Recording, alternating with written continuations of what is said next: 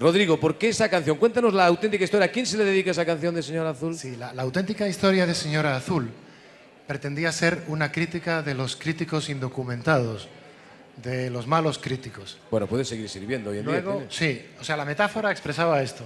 Luego hubo una interpretación paralela que entendió que era una crítica contra la censura, cosa que existía pero que no estaba en nuestro ánimo. Muy bien. Y así quedó, Bueno, un poco en esa ambigüedad. Lo cierto es que es una canción preciosa, la podemos recordar un poquito. Por supuesto. Vamos allá con Señor Azul. que esta la Señor conocerá. Azul, que ciega la razón, desde la cima de tu dignidad, vas a imponer tu terca voluntad y con tu opinión medir nuestro criterio. Señor Azul, que ciega la razón, deja sentir tu olímpico desdén. Es su gestión, tu alarde de saber, la mediocridad y está en tu corazón.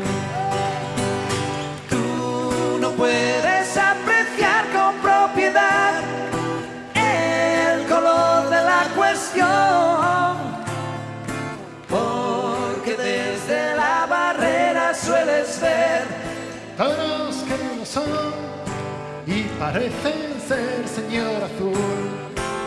Señor Azul, sabemos su intención, la frustración que te hace obrar así.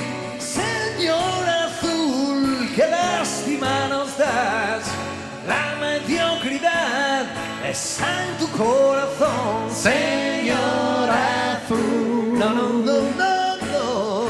Señor Azul, yeah.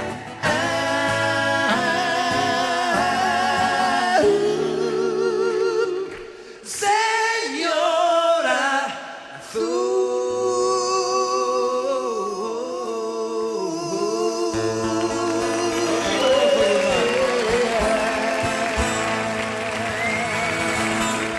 Son un fenómeno. Boccata di Cardinali.